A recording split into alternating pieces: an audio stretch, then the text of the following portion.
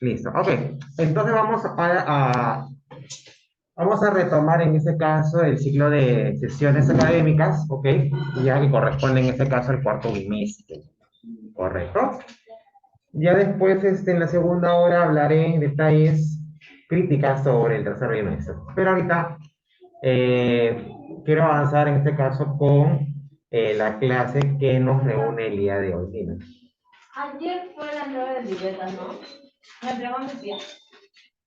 Yo la verdad que no lo sé porque yo no, o sea, se le entrega a los tutores, entregan las libretas, pero yo no entrego. Entonces, no sé si se la habrá entregado. No sé cómo se entrega, porque también el tercer bimestre no le entregaron.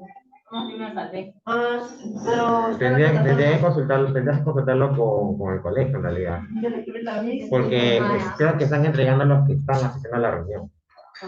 Pero mi tía entró. No le he visto. Por lo menos en el grado de Jimena ni en el tuyo no le he visto.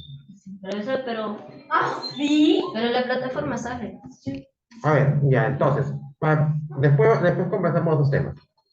Ya, vamos a ver en este caso las características en la educación durante el virreinato. O sea, cómo era, en este caso, cómo se instruía a las personas durante este periodo. ¿Ok? Ya, en cuanto a las características resaltantes, podemos decir ya que la educación colonial era elitista. ¿Por qué? ¿Por qué ese término? Este término se refiere en este caso cuando es un grupo de personas que reciben todos los beneficios o todos los privilegios de acuerdo a la clase social a la que pertenece. Entonces, la educación plena, prácticamente, en este caso, estaba solamente al alcance de las clases dominantes, como los españoles, los criollos ricos y los caciques. Ya estuvo excluida la gran mayoría de la población. Era dogmática. ¿Por qué? Porque los estudios eran controlados por el Estado español y por la Iglesia. Por lo tanto, ya todos los conocimientos, en este caso, no podían ser cuestionados. O sea, no es como en este caso la educación actual, en donde podemos de alguna manera,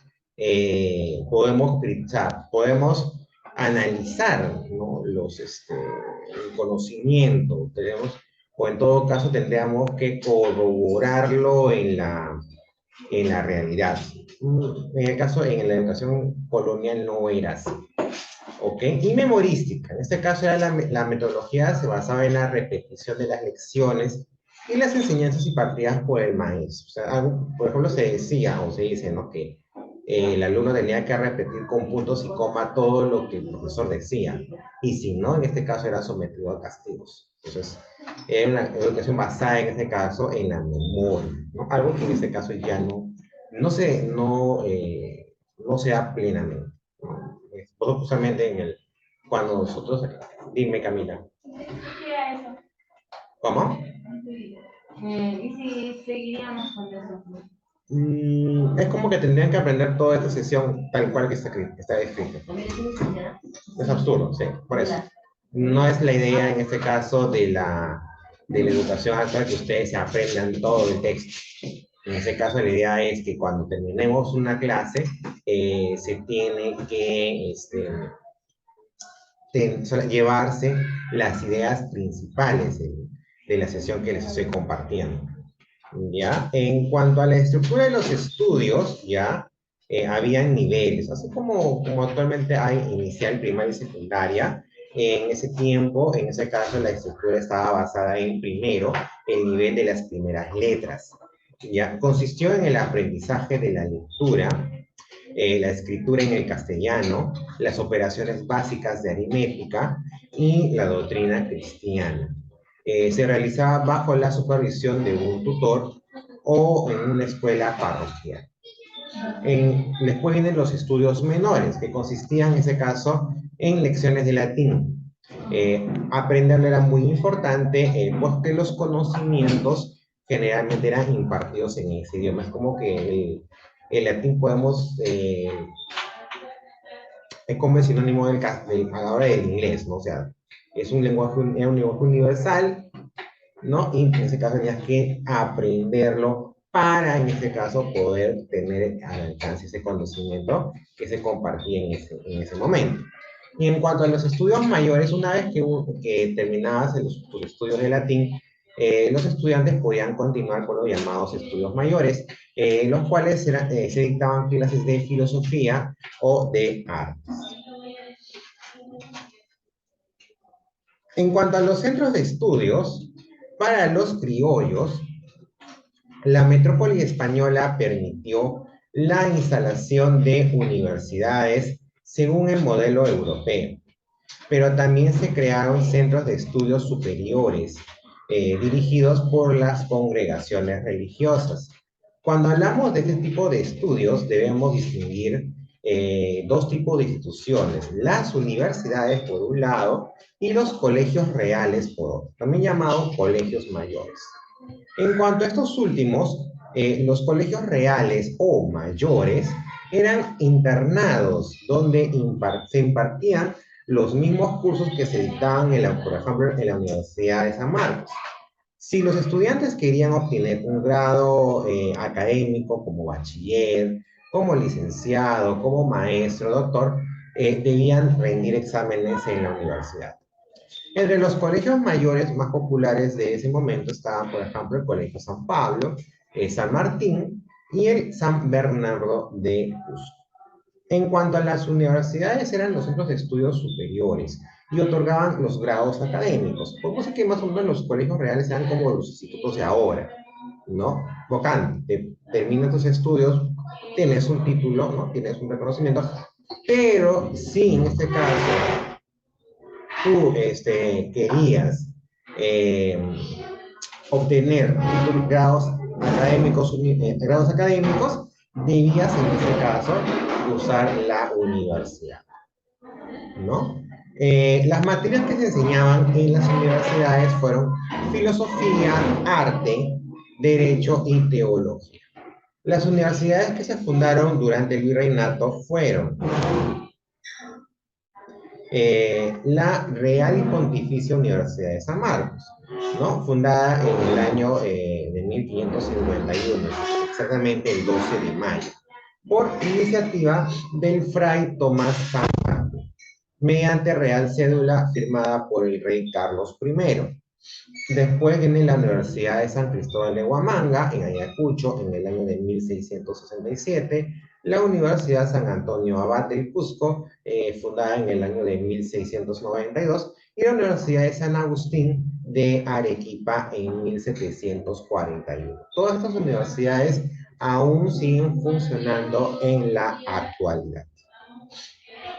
Ahora, acá vienen en este caso los colegios de caciques o curados. Como ya hemos visto, en las universidades o colegios y en los colegios reales ya se educaban en este caso los españoles y los criollos ricos, ¿ok? Pero ahí no se educaban los caciques iban a un colegio de caciques o curacas, ¿ok? Los curacas en este caso gozaron ya de un trato privilegiado por parte de las autoridades coloniales, ¿ok? Como hemos visto anteriormente, por ser considerados nobles. Esto implicaba que estaban por encima de los indios del común y podían acceder a la educación, ¿ok? Ya hemos visto de que en este caso la posición de los caciques, en este caso una posición intermedia entre la población indígena y las autoridades coloniales, posicionaba a este grupo, en este caso, para que tuvieran un acceso a mayores privilegios. ¿Okay? Ahora, dentro de este grupo de caciques también están los jefes de los ayos o sociedades que se enfrentaron a los incas, o en este caso eran enemigos de los incas, ¿no? Y en este caso cuando empezaron a llegar los primeros conquistadores, ¿no? Se unieron a las filas de estos últimos, ¿ok? Entonces, por ello que en ese caso este grupo tuvo cierto acceso a la educación. Ahora, no es que la educación que recibían los caciques era igual a la que recibían en este caso con los españoles y los criollos, no, ¿ya? Las autoridades comprendieron que los curacas eran importantes para la administración colonial y por lo tanto era necesario occidentalizarlos, o sea, en ese caso, enseñarles, ¿no? Las narrativas, en este caso, de la corona española, ¿ok? Entonces, ¿y esto por qué? Para que puedan servir como intermediarios entre el aparato colonial y la población indígena. O sea, era el nexo con esas poblaciones. Ahora, para este fin se establecieron los colegios de caciques en diferentes ciudades del virreinato. En estos colegios los caciques aprendían la doctrina cristiana, la gramática, la aritmética, ¿no? Para las cuentas, ¿no? Tributarias y el latín. También recibían clases de literatura y de buenos modales de tipo europeo. El régimen colonial fue muy cuidadoso con la instrucción de los caciques para que su occidentalización no fuera tan completa, ya que se corría el riesgo que los incapacitara en el regreso a sus provincias y así cumplir su papel de intermediarios. Si en este caso le era, ok, te voy a occidentalizar, te voy a enseñar, ¿no? La moral cristiana y todo lo demás, pero tampoco te quiero despojar de todo de tus costumbres indígenas para que me seas ese nexo que necesito con ellos. La idea es, los españoles se dieron cuenta en este caso de que los jefes de los ayllus ya tenían en ese caso un poder ya sobre la población común. Entonces, la idea era eh, fidelizar a estos jefes, ¿no? Para tener el acceso, en este caso, a la masa. O sea, era una práctica muy similar que hacían los incas. Ayer, por ejemplo, que habrán escuchado cuando hablaba con los chiquitos de Siempre Uno, por ejemplo, ¿no? Le decía, el Zapa Inca, ya, no es que él impartía una orden y tenía que cumplirse a rajatabla. No era un emperador en sí.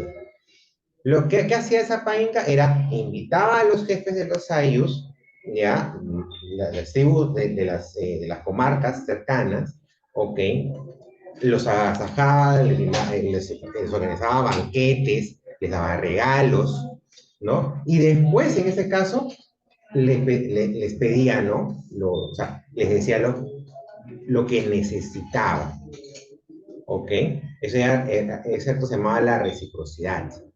¿Ok? Entonces, algo similar querían hacer los españoles, pero obviamente no es que agasajaban a los curacas, sino que en este caso los hacían un poquito más, un poquito, en escala social, los colocaban un poquito más alto para que pudieran acceder a privilegios y de esa manera tenerlos fieles. Y la idea es que en ese caso ellos fueran ese nexo, ya, fueran ese nexo, ¿ok? Y en este caso pudieran acceder a la masa y poder tener esa fuerza de trabajo, cosa que después, como hemos visto, no se pudo lograr del todo. ¿Ok? Es más, incluso los curacas fueron perdiendo su credibilidad, porque los indios en común los veían prácticamente, eran como ya sometidos a los españoles. ¿Ok? Ahora, continuamos. El príncipe de Esquilache, bueno, ¿no? Quien era el virrey Francisco de Borja, ordenó: se les pondrá en la mesa maíz tostado o cocido y algunas papas, así porque están en costumbre de comerlo, como para que no la hayan perdido cuando vuelvan a sus tierras, ¿no? O sea, ok, los occidentalizamos, pero no del todo. La idea es que aún mantengan sus costumbres para que puedan, en este caso, interactuar con la población indígena. Ahora, los colegios para los caciques, en donde se instruyeron los caciques fueron el Colegio de Príncipe en Lima y el San Francisco de Borja en Cusco. Este último estuvo a cargo en este caso, los jesuitas, de la orden religiosa de los jesuitas.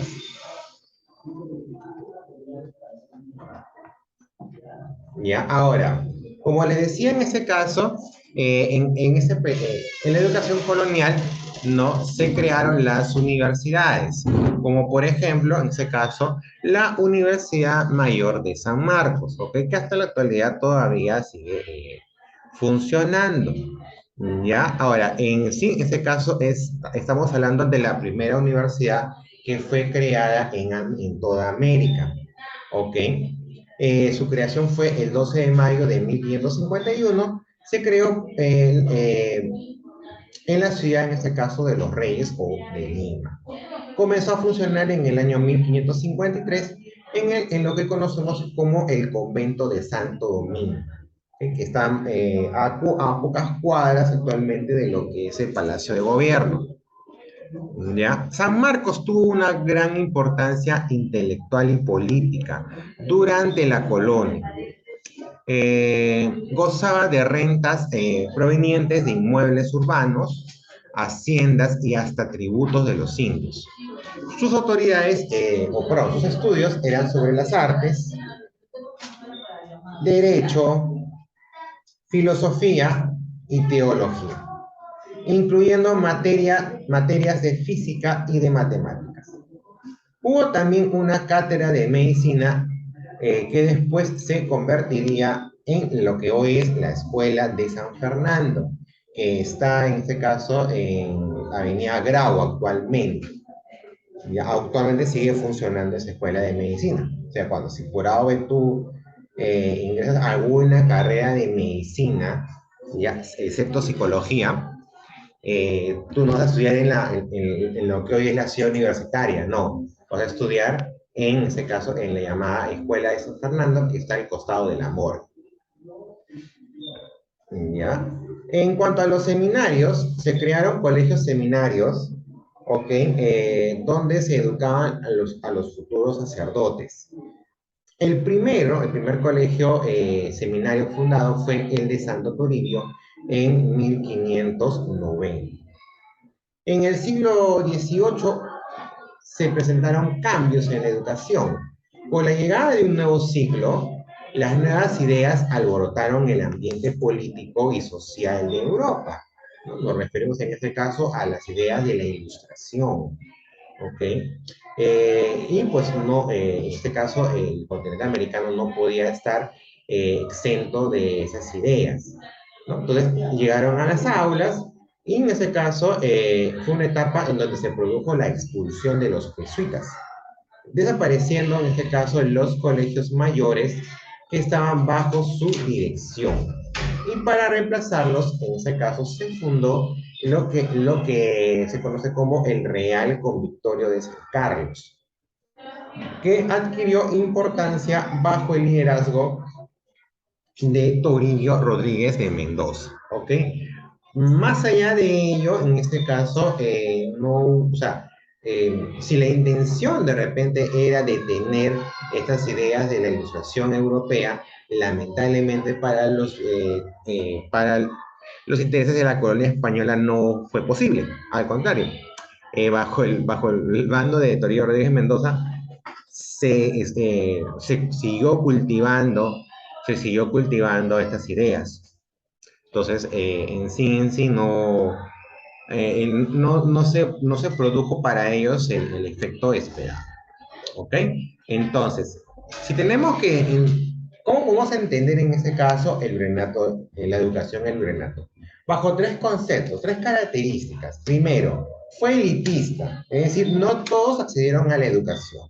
Solamente en este caso, los grupos con mayores privilegios en la escala social. Españoles, criollos ricos y caciques. Dogmática porque en este caso el conocimiento estaba controlado por la corona española, entonces no había esta capacidad de poder cuestionar los conocimientos, simplemente se recibían y se aceptaban. ¿Ok? Y memorística en este caso porque se basaba en la repetición de las lecciones y las enseñanzas del maestro.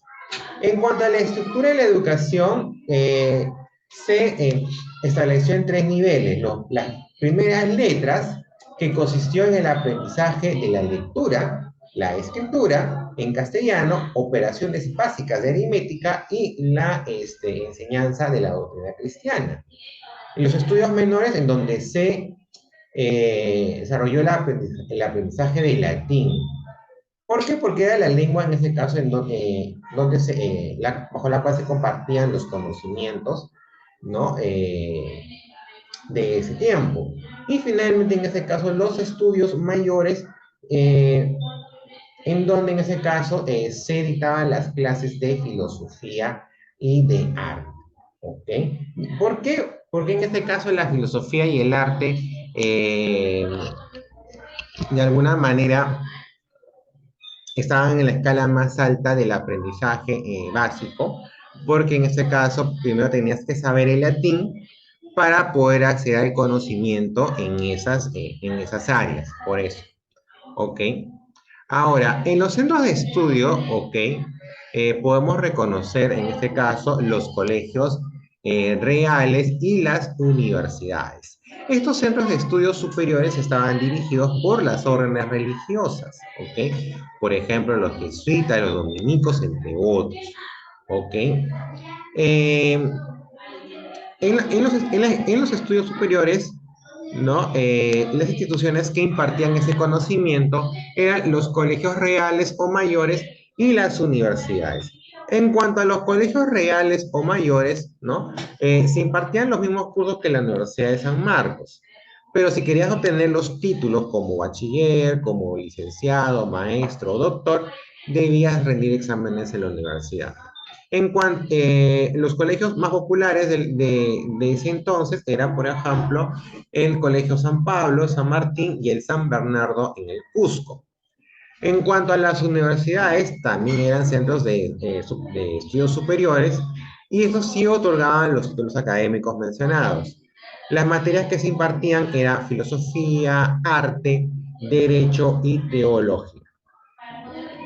En cuanto a las universidades del periodo colonial, en este caso tenemos las fundadas en ese periodo están, o tenemos a la Universidad de San Marcos, a la Universidad de San Cristóbal de Huamanga, a la Universidad de San Antonio Abad del Cusco, la Universidad de San Agustín en Arequipa. Todas estas actualmente siguen funcionando. Ahora, como les decía, si bien los caciques si bien los caciques, en este caso, accedieron a educación, a la educación, ya no fue la misma que se impartió a las otras clases pudientes, ¿ok? Tenía que ser una occidentalización a la medida de ellos, porque la corona española se cuidó en este caso eh, de no occidentalizarlos del todo para que puedan interactuar con la población indígena. O sea, no podían perder la costumbre o las costumbres que ellos ya recibían por parte de sus ancestros. ¿Para qué? Para que puedan relacionarse con la población indígena del Congo. ¿Ok? Perdón. Ellos aprendían, en este caso, doctrina cristiana, ¿no? El manejo del castellano, el latín, ¿ok? La aritmética más que todo para poder contabilizar el tributo, ¿ok? Entre los colegios principales está el Colegio Príncipe de Lima y el San Francisco de Borja del Cusco, que estaba a cargo de los jesuitas, ¿no? La Universidad de San Marcos, en este caso, es la más antigua de América, ¿ok? Fue la primera universidad creada en todo el continente, incluyendo Estados Unidos, Canadá y México, ¿ok? En San Marcos, en este caso, se estudiaba artes, derecho, filosofía y teología. También incluye materias de física y matemáticas. ¿ok? También hubo la cátedra de medicina, pero se impartía en este caso en lo que hoy es la Escuela de San Fernando. La Escuela de San Fernando no está en la actual ciudad universitaria, sino en este caso al lado de lo que hoy está, de lo que hoy es la morgue. En cuanto a los colegios seminarios, ¿no? En este caso se fundaban para poder, en este caso, educar a los futuros sacerdotes. Era de alguna manera común entre la clase que podía acceder a estudios, que una de las opciones, en este caso, de los varones sea ser sacerdote. Entonces, era, en correlación a esa demanda, pues no era nada sorprendente que pudieran crearse colegios de seminarios. El que se creó, por ejemplo, fue el de Santo Toribio en 1590.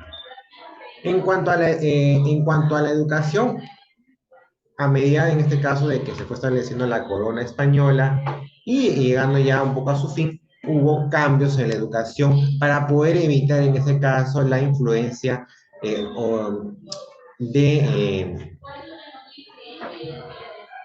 de los conocimientos impartidos por la Ilustración Europea. Después de la Revolución Francesa, ya a haber un periodo, en este caso, de cambios, ¿no? O sea, ya las sociedades ya no estaban tan contentas eh, con estructuras políticas en donde en ese caso se privilegiaba el poder todopoderoso de un rey y que en ese caso establecía un periodo de cambios. ¿Ok? Entonces, estos conocimientos también llegaron a América, ¿no? Y de alguna manera fue este, popularizado o en todo caso alentado por los jesuitas. Por eso que en este caso la corona los expulsa. Y pensando que con ello ya podía erradicar estas ideas, ¿no? Crea el Real Convictorio de San Carlos, ¿no? Pero siempre en la vida, no